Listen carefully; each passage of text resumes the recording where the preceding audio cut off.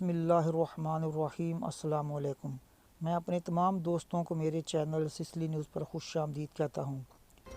ولی عہد نواف الاحمد الصباح کو کویت کا نیا امیر مقرر کر دیا گیا ہے۔ فیصلہ کویت کابینہ نے مشترکہ فیصلے کے بعد کیا۔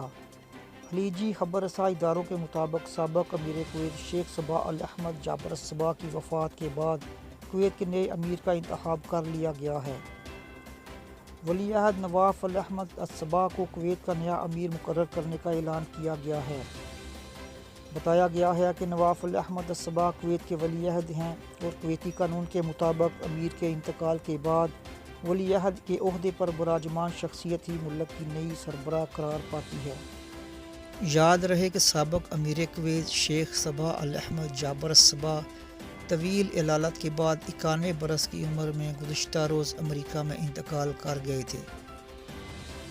سعودی عرب کے شہر ریاض میں منی لانڈرنگ کا بہت بڑا نیٹ ورک پکڑا گیا ہے۔ رقوم کے بڑے پیمانے پر منتقلی میں ملوث اس گینگ کے 6 افراد پکڑے گئے ہیں، جن کا تعلق بھارت سے ہے اور عمریں 20 سے 40 سال کے درمیان ہیں۔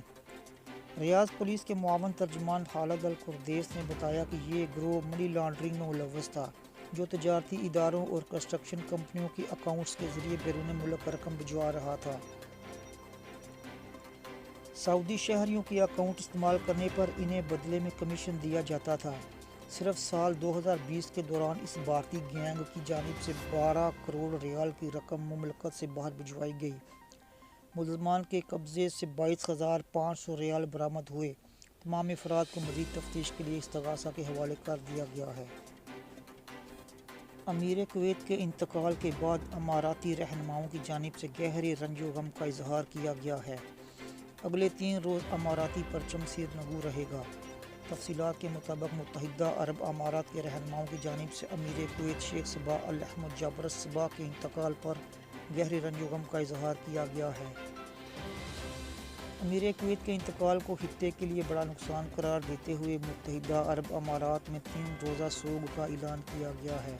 اس دوران اماراتی پرچم سیر نگو رہے گا، جبکہ کویت میں 40 روزہ سوگ کا اعلان کیا گیا ہے۔ واضح رہے کہ منگل کے روز امیر کویت شیخ صباح الاحمد جابر الصباح شدید علالت کے بعد 91 برس کی عمر میں انتقال کر گئے تھے۔ کویت اور دیگر عرب ممالک کی تازہ ترین خبروں کی اپ ڈیٹ حاصل کرنے کے لیے ہمارے چینل سسلی نیوز کو سبسکرائب اور لائک کر لیں۔ اپنی اگلی خبر تک آپ سے اجازت چاہوں گا۔ اللہ حافظ۔